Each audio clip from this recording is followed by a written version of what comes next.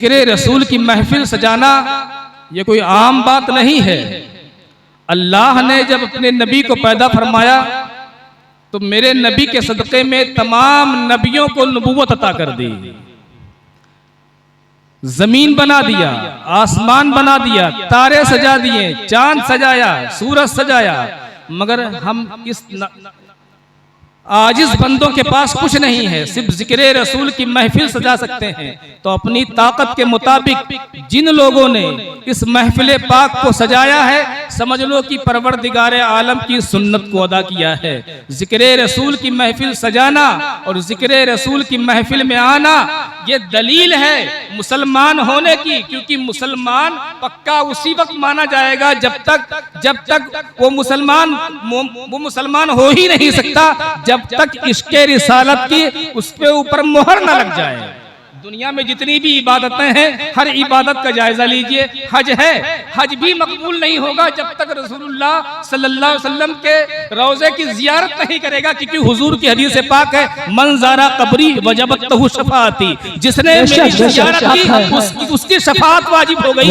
सफा मरवा का दौड़ लगाया मगर गारंटी नहीं है कि आप जन्नती होंगे। आपने जो है जमजम पिया मगर गारंटी नहीं है कि आपको जन्नत की सनद मिल गई। आपने काबे का तवाफ किया मगर गारंटी नहीं है कि जन्नत की सनद मिल गई। और रोज़े रसूल पे पहुंचे कि फौरन जन्नत की सनद मिल जाती। हुजूर फरमाते हैं, मन ज़ारा कब्री वजबत लहू शफाअती, जिसने मेरे कब्र अनवर की जियारत की उस पर मुझे मेरी शफाअत वाजिब होती है। जिक्र रसूल कोई छोटा काम नहीं है, बल्कि आला हज़रत फरमाते हैं कि साबित हुआ कि जुमला फराइज़ शुरू है, साबित हुआ कि जुमला फराइज़ शुरू है। असलल उसूल बंदगी उस ताजवर की है। ये जिक्र रसूल की महफिल है, या ऐसे वैसे की महफिल नहीं है। आप इसको हल्के में न लें। मगर हुआ क्या है? हुआ यह है कि हमारी कौम जो है तालीम से बहुत पीछे है। अब बताएं, जब जिस वक्त हुजूर सल्लल्लाहु अलैहि वसल्लम इस दुनिया में आए थे, कितनी बुराइयां थी। कोई शराब पी रहा था, लोग अपने बच्चियों को जिंदा दरगोर कर दिया करते थे, बेवाओं की इज्जतें लूटी जा रही थी, चोरी आम तरीके से हो रही थी, शराब पानी से ज्यादा लोग पी रहे थे। कोई ऐसा गुनाह आप सोच के बताएं जो दौरे जाहिलियत में ना पाया जाता हो। मगर उसका इलाज किया अल्लाह ने किया। क्या अल्लाह ने सबसे पहले जिस आयत का नुज़ूल फरमाया, क्या शराब के लिए फरमाया? नहीं। अल्लाह ने क्या सबसे पहले ये मना किया कि तुम जुआ ना खेलो? नहीं। क्या अल्लाह ने सबसे पहले ये मना किया कि तुम जिना ना करो? नहीं। अल्लाह ने जो सबसे पहले आयत उतारी है, इक़रा बिस्मी रब्बिकल लज़ी खलक़, तुम अपने रब के नाम से पढ़ो, यानी पढ़ना सीख जाओगे। जुआ खुद ब खुद ठीक हो जाए, छूट जाएगा। तुम पढ़ना सीख जाओगे, नाच खुद ब खुद खत्म हो जाएगा। तुम पढ़ना सीख जाओगे, जिहालत खुद ब खुद खत्म हो जाएगी। तुम पढ़ना सीख जाओगे, शराब खुद ब खुद छूट जाएगी। हम मुसलमान जो है तालीम में बहुत पीछे हैं। एक साइंसदान एक किताब लिखी है, 75 सफ़हात में लिखी है। जब उसने जो है जोग्राफिया लगाया और उसने जायजा लिया, तब उसने लिखा है आखिर में कि सबसे कम तालीम याफ्ता वो मुसलमान की कौम है।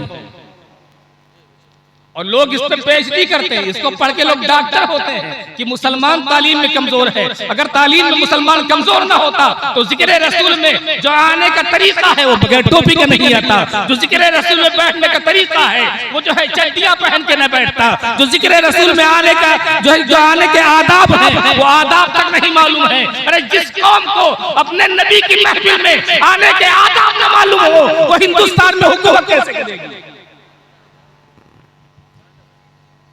आप इसलिए अल्लाह ने हमारी रहबरी के लिए चुनिंदा पैगंबर मोहम्मद रसूलुल्लाह सल्लल्लाहु अलैहि वसल्लम को मबूस फरमाया।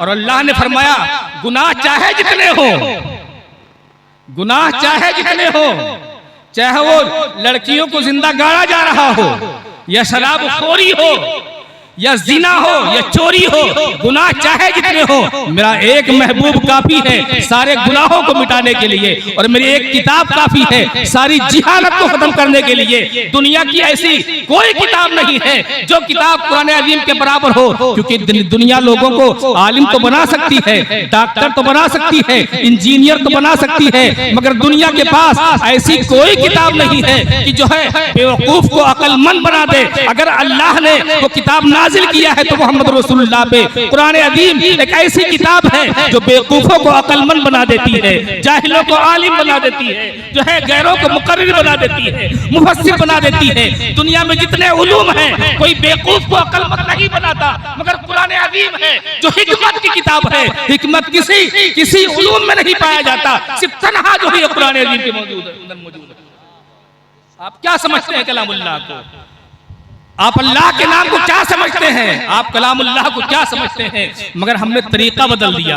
जिस तरह हम नात पढ़ने वालों को इनाम देते हैं, ऐसे ही कुरान पढ़ने वालों को इनाम दें तो ये नौबत ना आएगी कि जब मस्जिद में पहुंचे तो बगलें न झांकनी पड़ेंगी कि नमाज कौन पढ़ाएगा। जैसे ही नात पढ़ने वालों को इनाम से नवाजते हैं, ऐसे ही कुरान पढ़ने वालों को इनाम से नवाजें, ताकि हर गाँव में 15-15 कारी नजर आए, हर गाँव में जो है तिलावत करने वाले नजर आए। मगर माहौल तो ये हो चुका है कि माशाअल्लाह नात पढ़ने वालों की लिस्टें तो लंबी होती हैं, मगर मस्जिद में पहुंच जाए तो इमाम बहुत कम नजर आते हैं, नमाज पढ़ाने वाले बहुत कम मिलते हैं। उसकी वजह यह है कि दुनिया जिसे नवाजती है वो चीज आगे हो जाती है। हमने कुरान पढ़ने वालों को नवाजा नहीं है, इसलिए तो कारी कुरान कम हो गए।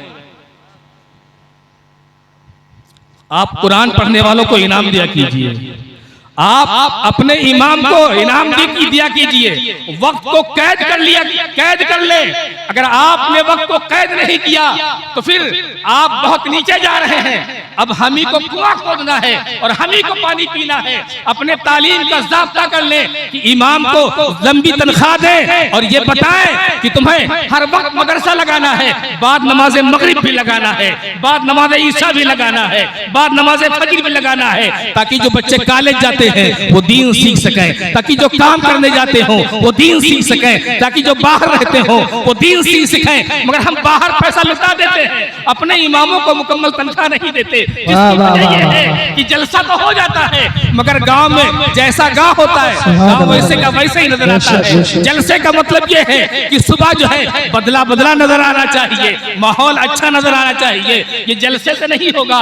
जलसे से ईमान का चिराग तो जलाया जा सकता है, मगर उस चिराग को रोशन करने के लिए हमारे जो है इम्मा हजरात, हमारे जो गांव के देहात के मौलवी हजरात हैं, उलमाए किराम हैं, हुफ्फाज़े किराम हैं, उनकी जिम्मेदारी है कि अपने मोहल्ले में हर जुमेरात को वो जो है तबलीग करें और मोहल्ले वाले अपने इमामों को, अपने गांव के जो है मौलानाओं को नवाजें, ताकि उनका हौसला बढ़े और जिहालत हमारे दरमियान से खत्म। और अगर जिहालत खत्म न हुई तो आप देख रहे हैं इतनी बड़ी महफिल में कितने कम लोग हैं। पढ़े लिखे लोग बहुत कम आते हैं। वो कहते क्या है? कहते हैं वहां तो वक्त जो है जाया किया जाता है, वहां वक्त की कोई कदर नहीं है। वाकई में हमारे यहाँ वक्त की कोई अहमियत नहीं है। आप जाएं डॉक्टर के यहाँ जो नंबर मिलता है, अगर 2:03 पे है तो 3 ही मिनट पे आपको आवाज देगा। अगर 2:05 पे है तो 5 ही मिनट पे आपको बुलाया जाएगा। आप वक्त की कदर करें, अहमियत करें और अपने घरों में तालीम कुरान अजीम पढ़ना सिखाना और कुरान अजीम पढ़ाएं, ताकि हर बच्चा जो है कुरान की तालीम से वाबस्ता हो जाए। हर बेटे की शिकायत है, हर बाप की शिकायत है कि हर बाप की ये शिकायत है कि बेटा फरमाबरदार नहीं है। बाप ने कब सिखाया है बेटे को फरमाबरदार? जब बेटा 18 साल का हो जाता है तो बाप सामने लेकर के मोबाइल देखता है। जब बाप जो है मोबाइल में गंदी गंदी तस्वीरें देखेगा, उसके बाद शिकायत करेगा कि बेटा खराब हो गया है। ये कैसे हो सकता है?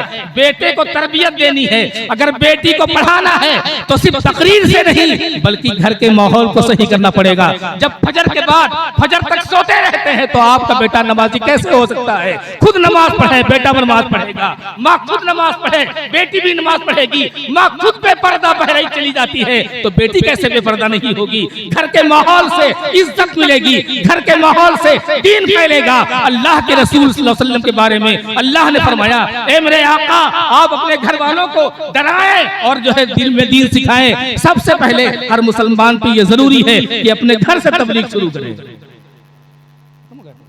अल्लाह ताला हमको और आपको अपने घरों से तबलीग शुरू करनी है। खाने के वक्त मोबाइल रख दें और उस पर तकरीर लगा दें, क्योंकि सब कोई खेत में कहीं बाजार में, मगर शाम का खाना लोग साथ में खाते हैं और दीनी बात लगा दें। आप ये तय कर ले कि हमको अपने बच्चे को दीन सिखाना है। अल्लाह ताला हमको और आपको दीन सीखने और सिखाने की तौफीक अता फरमाए। एक अरब ने आदमी का बोलबाला कर दिया, खाक के दर्रों को हम दोषे सुरैया कर दिया। खुद न थे जो राह पर औरों के हादी बन गए, क्या नजर थी जिसने मुर्दों को मसीहा कर दिया। वमा अलैना इल्लल बलाग।